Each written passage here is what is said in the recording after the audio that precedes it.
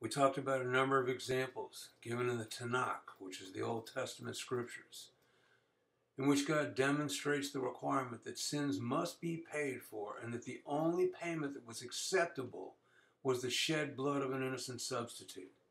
I didn't point out the absolute huge number of other examples of sacrificial offerings that every one of our people were required to make on every Sabbath and every festival and every time someone committed a sin. The volume of blood sacrifices in Israel during those times was just a tremendous number. Every day, every week, every year.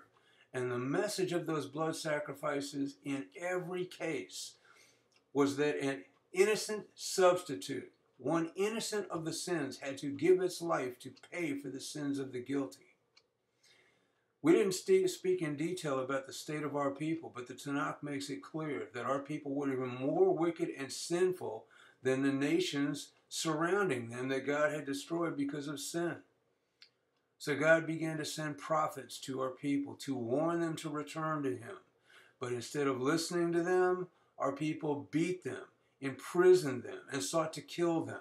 God brought judgment against our people in the 8th century BC when the Assyrians came and completely obliterated the 10 northern tribes of Israel. You might have heard of the lost tribes of Israel. That's where it comes from. Completely scattering them to the four corners of the earth, just as, I might add, He prophesied He would do. He continued to send prophets to the Judeans, giving them the same warnings as He had the northern kingdom of Israel. But they wouldn't listen either, and they treated God's prophets just as their northern kinsmen before them had done. So God sent the Babylonians to overtake Judah and enslave them. And in that state they remained enslaved to one nation or another until 125 AD, when Rome finished the destruction of Judah and scattered them to the four corners of the earth.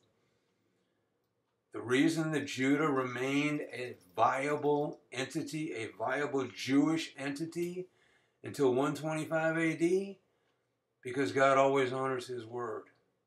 And it was God's word that gave us hundreds of God-given prophecies about a coming Redeemer, a deliverer like Moses, an anointed one whose perfect, sinless life would be offered up as a once-for-all atonement for our people and for all people.